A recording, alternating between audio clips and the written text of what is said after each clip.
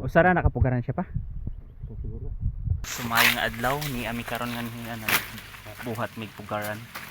So kaban ako si papag si nanay. So ang pagbuhat ng pugaran kay di man guni siya sama sa lukay nga pwede nato siyang malukot kani ato lang ning binanigon pagbuhat. Walo-walo ni siya. Tapos putyongon lang ni nato. Walo-walo na siya pa kuanay ka halira pangari ngari pod. Walo. Okay. Karon pa lang mo katestingan ni pagbuhat. Unsa may kaayo ana na isa kaning kuan himo sa buli o kaning lukay. Unsa may mas maayo ana?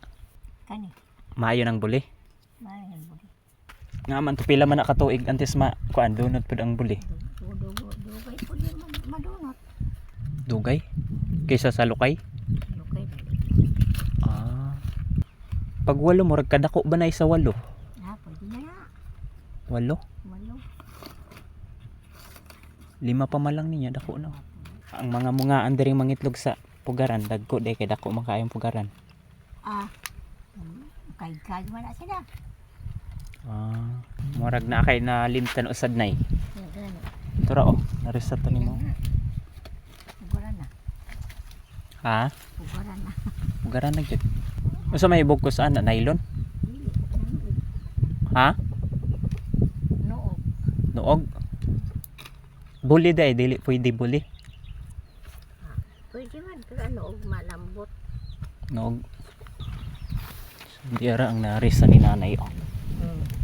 Dari ka narisa. Dako na balik tayo na to.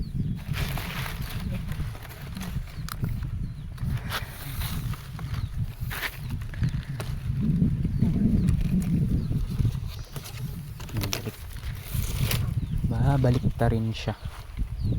Diin gaya na makuha ng bulihan ay. Ito sa akuan. Tagarain ka ito. Bay-ubay dahil dito buli. Bayang buli na ito.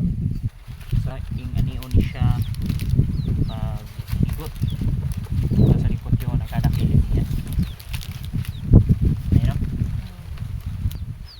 So dako gid ka adring manok ang mo itlog kay walo siya. Dako. Pwede siguro maduhat ay ka manok mang itlog. Sanlang. Hindi nagmuman sila. Nakalimutan ko naman eh. Gawa-gawa. So dati pala si nanay ginawa niya na itong pugad niya nalimot siya maong na risato niyang kuan pag lugtik. Kung sa may masulti nimo sa atong viewers nga kuan magbalak pod magbuhat og pugaran unsa may maayong nga suggest nimo nga unsa may maayong pugaran buli o kaniyang lukay? Buli. Dali lang siya gawain. Kay lagpad man siya na buli. Ito ang lukay. Mukhang pata. Nahirap ang lukay. Nadali lang. Oo. Kaysa sa lukay. Dali lang na magawa ang buli kay lagpad. Oo. So buli ang imong suggest sila ha? Buli.